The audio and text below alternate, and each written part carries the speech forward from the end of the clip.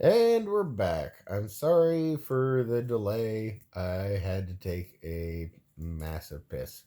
So we were right in the middle of Captain Kirk coming into his own as a rambunctious rapscallion of a teen, where he's saved by Christopher Pike, who offers him the chance to join Starfleet. At first, he's a little apprehensive about it, but he realized that it's his chance to make something great of himself. Because Christopher Pike says to him, "Your father was the captain of a starship for 18 minutes. He saved the lives of, I forget how many people. Can you do better?" And Kirk replies to him after a long and lengthy montage of him realizing that yes, he in fact does want to become part of Starfleet. And he goes to Christopher Pike and he says, "Starfleet Academy takes 4 years. I'll do it in 3." Just the cockiness and the gravitas that you would expect from James T. Kirk. And you can just imagine Chris Pine played this character flawlessly. And he gets on the jump ship, and who does he meet? What? Who does he meet? You talking to me? Yes. Oh, ask me the question again. So Chris Pine pops off with the gravitas that is James T. Kirk, and he gets on the shuttle that's going to take him to Starfleet Academy. And who does he meet? It's Lahura, isn't it? No. Spock. No. Who is it? He I don't know. meets Bones. Oh, Bones. Right. Sorry, I totally forgot. So he goes through the whole Starfleet Academy, and he comes up against his own worst enemy, soon to become his best friend. He comes up against an instructor who scored top marks on everything in Starfleet.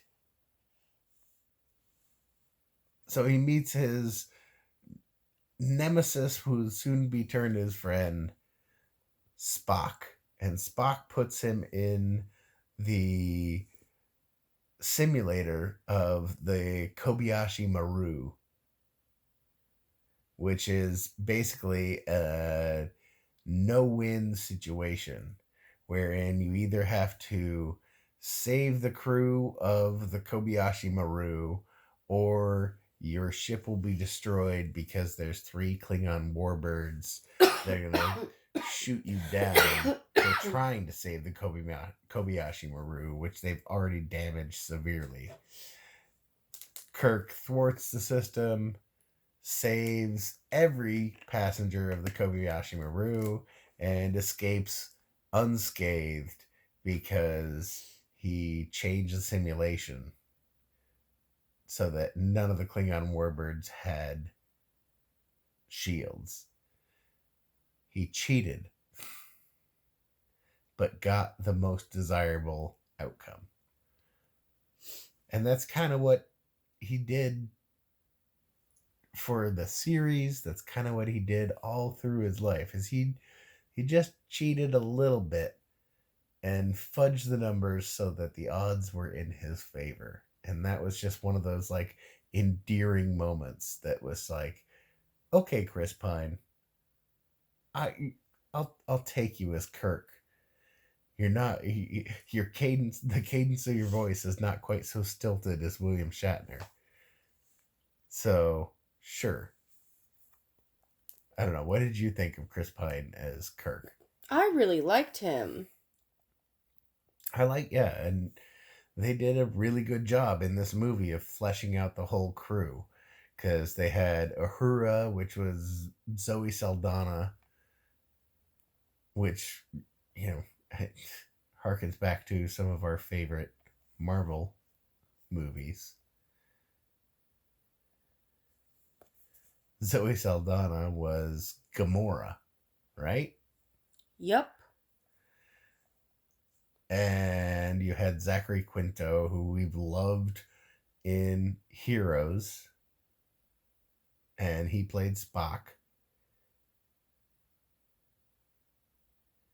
And then we had Simon Pegg as Scotty, which was just fucking marvelous. Like I loved how when they were like just flying through space and time, and they just, I don't know, everything just intersected beautifully. J.J. Abrams was a freaking genius to be able to reimagine an entire universe and bring it into one movie. And ultimately, the crew of the Enterprise came together and they saved the universe. Synopsis done.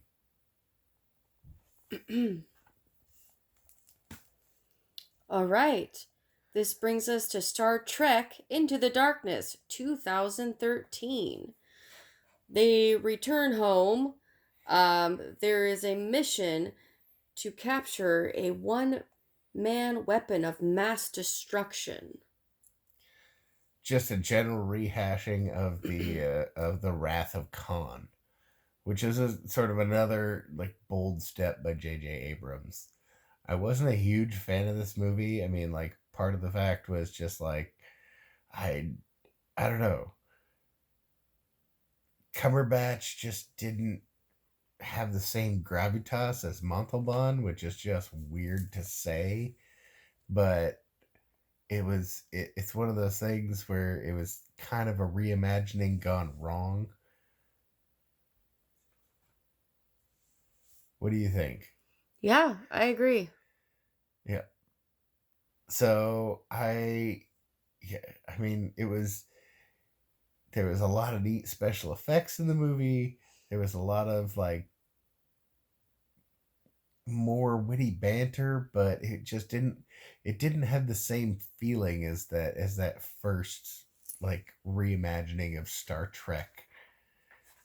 It just sort of it fell a little bit flat, but it was a new take on the story, and again, I wasn't really opposed to it so much as I was the third movie, which was Star Trek Beyond 2016.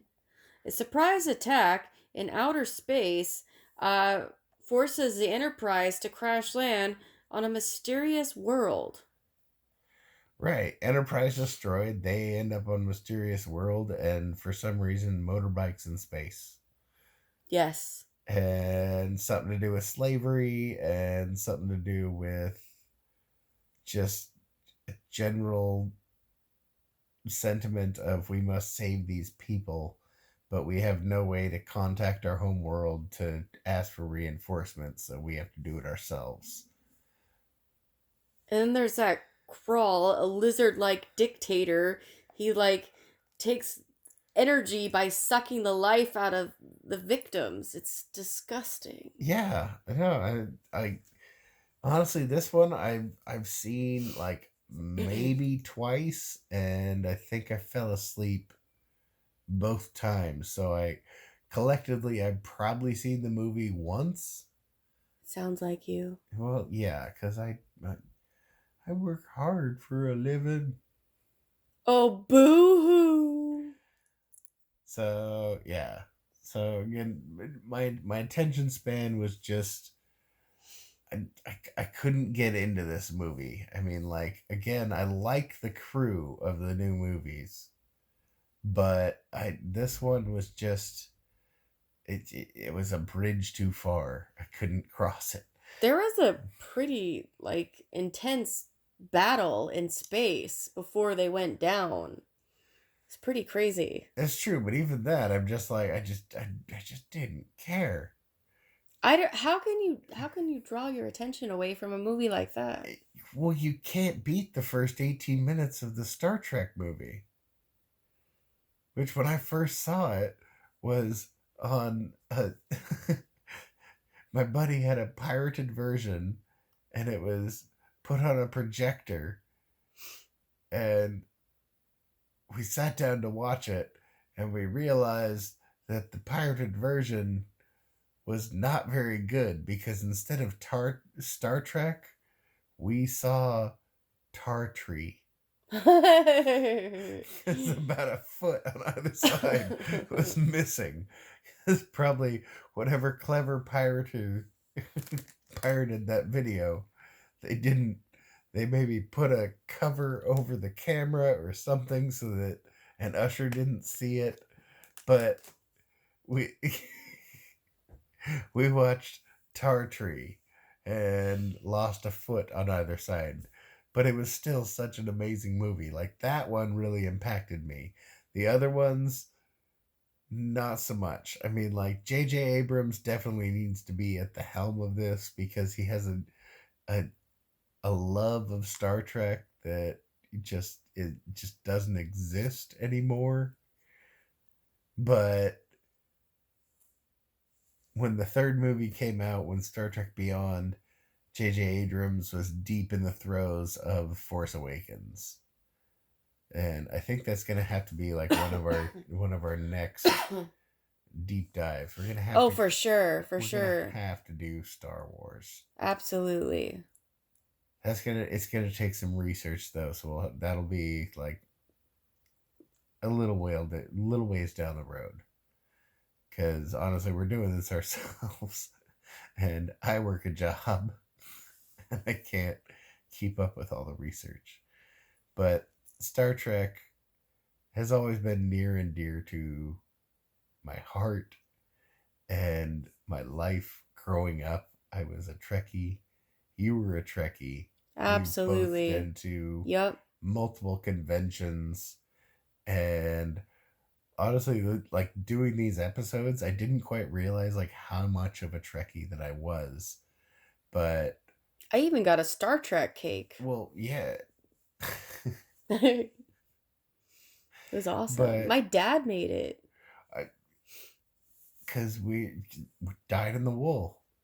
But all I know is that like I took almost no notes for this show, but I've been able to like flesh it out because we did do our due diligence and watched a couple episodes, but for me it was more of a refresh.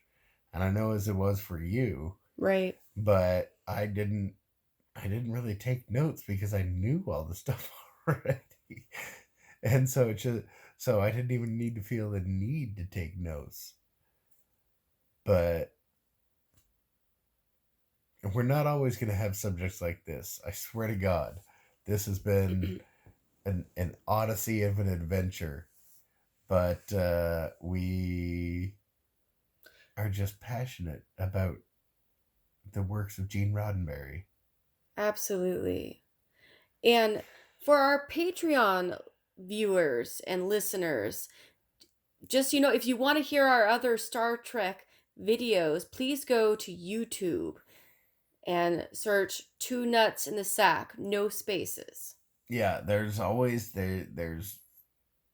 other avenues to catch this, but we do have a Patreon account because ultimately we kind of want to do better production value, and unfortunately that takes money that we don't have because we've got a family of 5. But what that ultimately turns out to is we're going to kind of try and keep churning everything out and letting some things away for free, but because everybody deserves to have a chance. But hey, if you like us and you like what we're doing, then go to patreon.com. Check out our tab. It's Two Nuts in the Sack on Patreon. Are there spaces in there, sweet? No spaces. No spaces. So, Two Nuts in the Sack, no spaces. Is it the number 2 or is it the letter? Or was it the word? The word. So, yes, the word TWONUTSIN TheSack. We're just a little sick, but that's how it is. Two nuts in the sack. So follow us on Patreon if you think that we're worthy of it. If not, we're still going to keep kicking out content. And if that ain't a kick in the sack, I don't know what is. All right, this is Two Nuts in the Sack signing off.